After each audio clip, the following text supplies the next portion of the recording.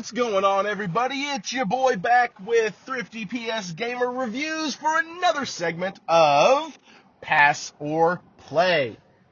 This month for the PlayStation Plus Essential lineup, we actually got some decent titles. Some stuff that I was actually interested in. Stuff that I actually wanted to play. Holy crap, it does exist. So, let's start with the first one on the list. We have Crash Bandicoot 4, It's About Time. And I'll be honest, I played Crash 2, I believe. I had the Crash collection, the Insane Trilogy. My son, he's 8 years old, absolutely flippin' loves those games. And with him being better at these than me, it's kind of embarrassing. Okay, so let's get into the game. This is a pass or play. I'm going to give you some highlights, some lowlights. You decide what you want to do, and I'll give my recommendation at the end. Sometimes there's caveats. Let's go. Graphics. Looks really good. I can't tell much of a graphic jump from the Insane Trilogy, especially like Crash 3. As like this one's scenery looks better. Obviously, I can tell the color palette's brighter. They did do some things, but it just doesn't look... It doesn't look like that next gen. It doesn't look like that Sackboy of Big Adventure. You know, it doesn't look like that. And I would expect a studio with the backing of Activision to, especially in a game that was released literally 1 month before the PS5, Xbox X, and all that crap. Like, I would expect the graphics to be better. They're fine, but I just would have expected them to be better. Some parts still look a little rough around the edges. Overall, though, not bad, not terrible. I just expected better. Second, I'm going to go with gameplay on this. The gameplay in this thing is hard as crap. I like platformers. I really do. I died a lot. I mean, a lot. I died in the second world more than I died in Returnal in the first world. Yeah, it sucked. I freaking hated it. But, you know, the old saying, these were the quintessential get good games back in the day, right? These were the ones that you'd be with your friends and y'all all be laughing like, how'd you miss that jump, you freaking idiot? You're stupid. And then you would, like, finally hit it when nobody was around and nobody believed you. Like, I did it. Yeah, you're freaking lying, you cheater bastard, you're lying. These were the original Dark Souls. Let's just be honest. These platforms were the original roguelikes. They were pain in the tails, one hit and you're dead.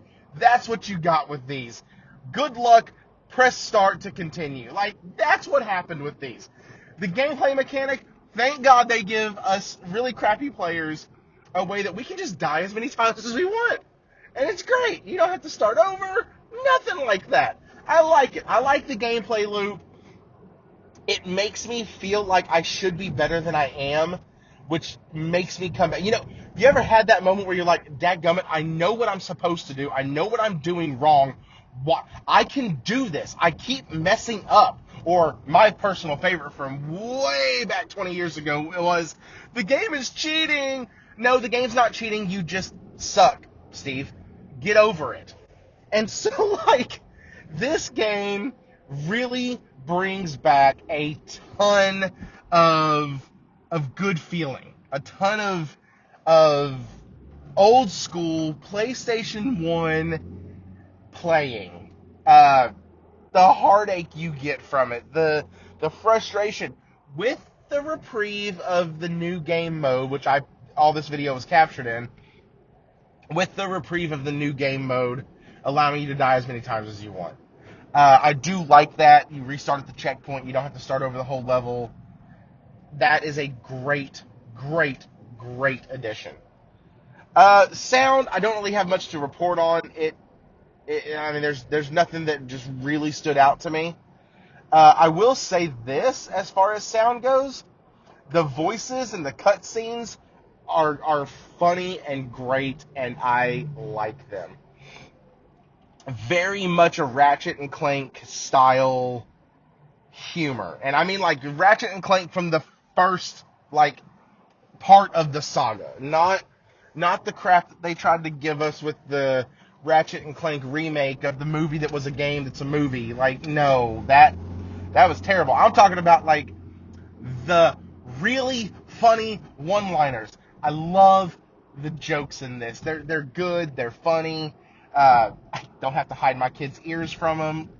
So, really like the direction that Toys for Bob took on that. I think they paid good homage to the characters. Let's get into story real quick. Story, you are going around collecting the thing to stop the bad guy. That in its basic, most basic form is the story of this game. Now, little deeper. Dr. Cortex and Dr. Entropy, which is hilarious, have literally broken the multiverse. Oh no, what are we gonna do? We're gonna stop it. And after they broke the multiverse, you have to travel to different dimensions to gather these masks, put them all together, and the masks are going to stop the bad thing from happening. Truth be told, I played about 4 hours of this last night. This is a fresh review. And that's it. I don't have much else to go off of, but that seems to be the premise through the first section and through all of the second section. That's what it's pointing to, is you have to collect these things, get these things, and stop the bad thing from happening. And so I think that with the story, it's just enough to be entertaining, just enough to be fun. The cutscenes are really good. I like that. I like them in it. I think that the dynamic and the semi-fourth wall breaks that happen are hilarious. Like, at one point, you're talking to this person, they're like, what are you going to do? How's this going to happen? And then Coco, who is Crash's sister, chimes in and goes, we have this whole thing worked out. They show up, we beat them, they leave, and then we just rinse and repeat. And I just laughed, because that's a game that literally can look at its gameplay mechanic and go, listen, it's not that in-depth, and it's okay, because we're going to make fun of it too. I like that. I like self-aware developers. So kudos to Toys for Bob for putting that in there. I also love fourth wall breaks. Those are great. So that is kind of what I think about the story, the characters, what have you. Let's get into the meat and potatoes. What didn't I like about the game? So, I did not like the camera angles, and I know that's part of the platformer and blah-blah-blah. They really screw with your depth perception while you're playing. And I don't like that. Other platformers don't have to do that. I also couldn't control the camera, which I know, once again, that's a Crash thing. You're not supposed to control the camera. I don't like it. I didn't like it in the old games. I don't like it in this one. Some of the new mechanics are there just for the sake of making the player get good.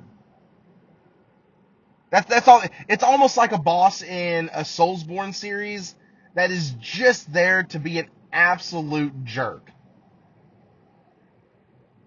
And so that's a little annoying. I mean, there's no plot point to it. There's no real reason why it does it. It just does it. So some of the mechanics are like that. Most are not, but this is the negative section, so I get to be negative. They added a few more things that you could do, but I wish they would have given you some sort of health bar. The one-hit kill is very frustrating. I mentioned that at the beginning of the video. Overall, though, guys, I don't have a lot of negative to say about this game. If you like platformers and like this series, it's going to be a lot of fun. If you don't like this series, it's free. I would try it. So this is a play. My rating is a play on it, but I don't necessarily think everybody's going to enjoy it. If that makes sense. Like, you're going to play it, you're going to be interested, you're going to get 2 levels in like I am and go, okay. I don't care about collecting all this stuff anymore. But anyways, guys, it is free on the PlayStation Plus this month. Go check it out. It's a play for me tentatively. And as always, leave a like, comment, subscribe, and stay thrifty.